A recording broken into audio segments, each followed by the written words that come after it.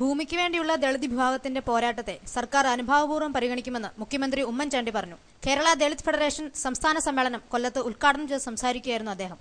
ദളിത് വിഭാഗത്തിന്റെ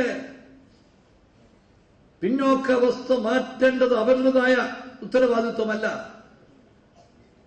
സമൂഹത്തിന്റെ കടമയാണ്, രാജ്യത്തിന്റെ കടമയാണ്.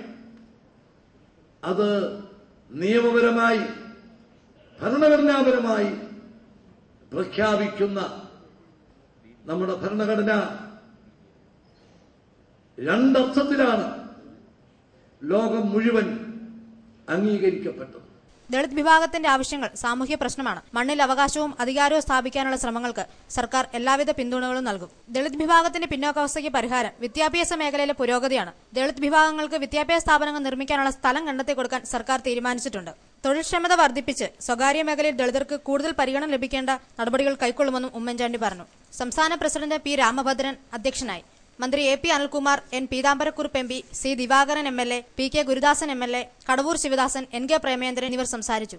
വിവിധ രംഗങ്ങളിൽ വ്യക്തിമുദ്ര പതിപ്പിച്ച doctor BA Rajakrishnan, doctor Ferdinand Kayavil, doctor K Sivarajan എന്നിവരെ സമ്മേളനത്തിൽ ആദരിച്ചു. ന്യൂസ് ബ്യൂറോ, കൊല്ലം.